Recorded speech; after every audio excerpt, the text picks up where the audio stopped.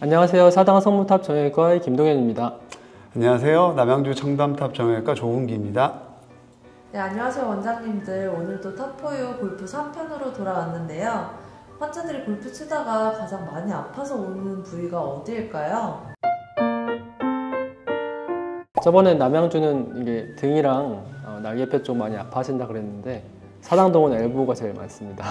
엘보는 보통 이제 안쪽 바깥쪽을 아파하셔서 오시는데 보통 안쪽이 아픈 것을 골프 엘보, 그리고 바깥쪽이 아픈 걸 테니스 엘보로 얘기하는데 정확한 의학적인 명칭은 안쪽은 내측 상과염이라고 하고 바깥쪽이 아프면 외측 상과염이라고 해요.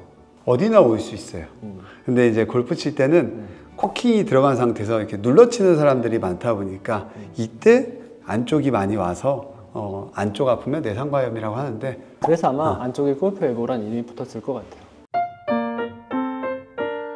구력이 조금 짧으신 분들이 그 엘보가 잘 생겨요. 일단 첫 번째로 구력이 짧으신 분들 굉장히 그 그립의 세기가 세죠. 꽉 잡으면은 손목에 힘이 많이 들어가요. 이 상과염이라는 병 자체가 팔꿈치가 아프지만 실제로는 팔꿈치를 많이 써서 생기는 병이 아니고요. 손목을 많이 써서 생기는 병이에요. 손목에 강한 힘이 반복적으로 자극이 되게 되면 손목부터 팔꿈치까지 근육이 이렇게 연결이 돼 있단 말이에요. 그 연결의 시작점이 바로 상과라고 하는 그 뼈의 위치예요. 그래서 상과염이 생긴다는 건 내가 손목을 과도하게 힘을 주고 있다고 생각하시면 됩니다.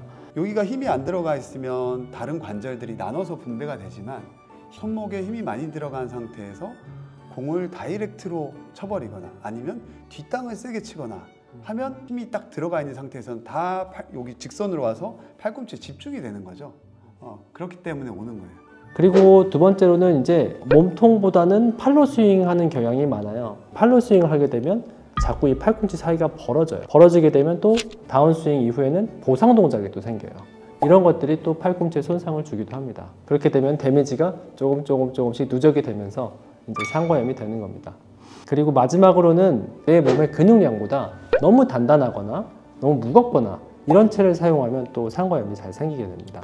말씀하신 대로 엘보라고 하는 거는 과사용으로 생기는 거예요. 제가 생각했을 때는 누구나 엘보가 올 수가 있어요. 상급자든 아니면 이제 시작하시는 분이든 간에. 잘 치시는 분들은 눌려 치시면서 주로 오는 경우가 많고요. 그리고 이제 시작하시는 분들 같은 경우는 거리가 안 나서 사실 와요. 정확한 코킹을 하게 돼서 채가 뒤에서 이렇게 따라와야 되는데 바깥에서 코킹이 안 되니까 바깥에서 아웃인 코스로 들어오게 됩니다. 코킹이 안 되면 채가 앞쪽으로 가기 때문에 아웃인 스윙이 되는 거고요. 아웃인 스윙이 되면 채는 열려요. 채가 열려서 맞으면 공은 멀리 안 나갑니다. 슬라이스가 나고 짧게 나가죠. 그러면 더 스윙을 키우게 돼요. 그리고 더 멀리 뻗게 돼요. 정확하게 임팩이 더 안 맞죠. 그러면서 과도하게 힘은 들어가 있지 임팩은 안 맞지. 그러면서 여기에 충격이 다 가해지면서 누적돼 가지고 과사용으로 인해서 엘보가 오는 겁니다.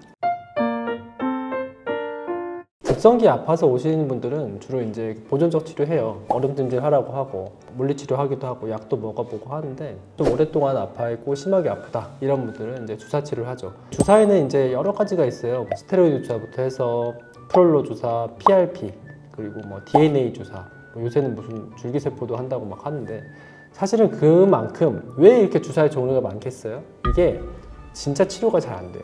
굉장히 좀 치료가 오래 걸리고 기본적으로 증상이 생겼을 때 이미 병이 오랫동안 진행되어 온 경우가 많아요.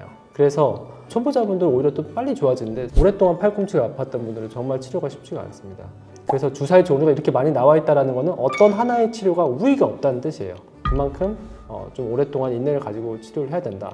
저 같은 경우는 이제 주사 치료로 급성기에 큰 불을 끄고 체외 충격파를 통해서 좀 더 근본적인 치료를 합니다. 대부분 원하시는 거는 주사 치료예요, 사실. 근데 저는 꼭 얘기를 해드려요. 내가 지금 놓는 주사는 염증을 완화시켜주는 주사지 질이 나빠진 팔꿈치의 근육을 젊게 만들어주는 주사는 아니다. 그래서 급성 염증을 꺼주겠다라고 해서 치료를 해주고요.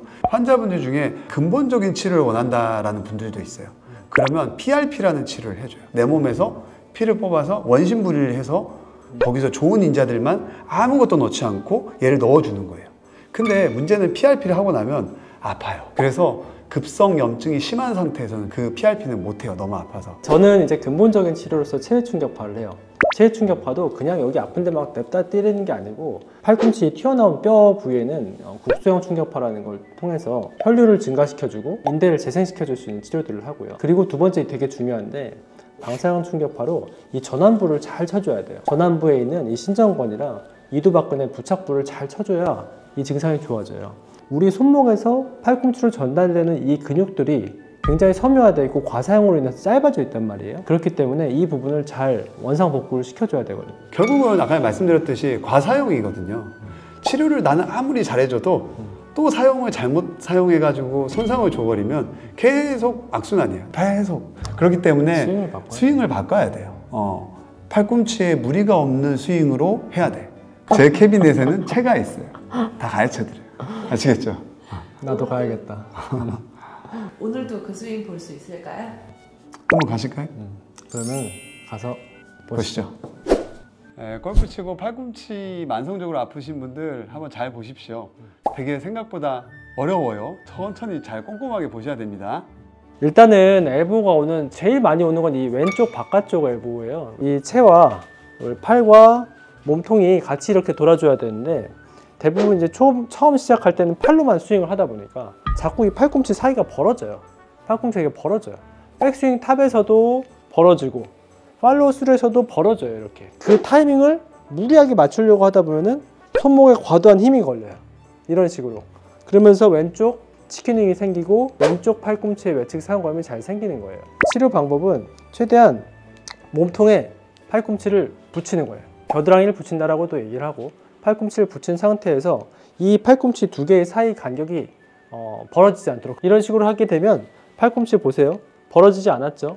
붙어있죠? 몸통 앞에 붙어있고 지금도 붙어있죠? 이 상태에서 팔로우 스루를 하게 되면 팔꿈치가 안 벌어지려면 자연스럽게 왼쪽 팔이 접히게 돼 있어요.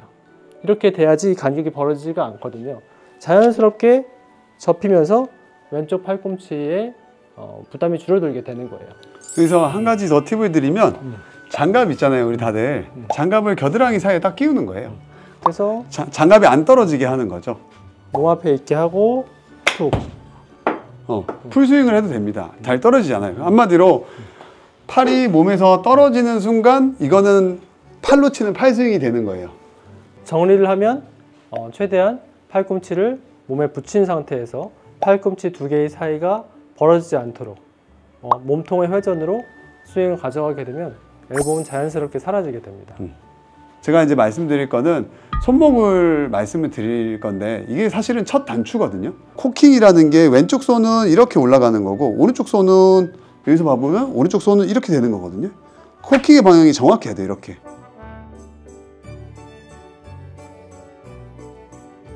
잘못된 코킹으로 인해서 스윙이 앞으로 나가는 순간부터 채가 열리게 돼요. 그러면 이렇게 내려와서 공은 열린 상태로 밖에 맞을 수밖에 없는 거죠. 그러면 공은 슬라이스가 나고 거리가 줄게 되는 거예요.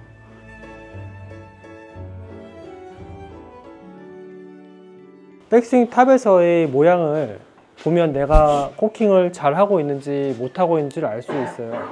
백스윙 탑에서는 헤드가 닫히면서 마치 오른쪽 손은 접시를 받치는 것 같은 모양이 돼야 돼요.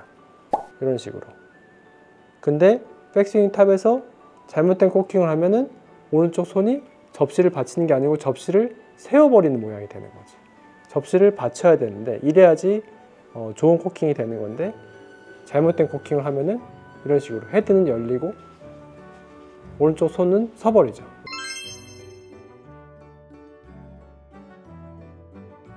안 아픈 자세로 90살까지 골프 칩시다.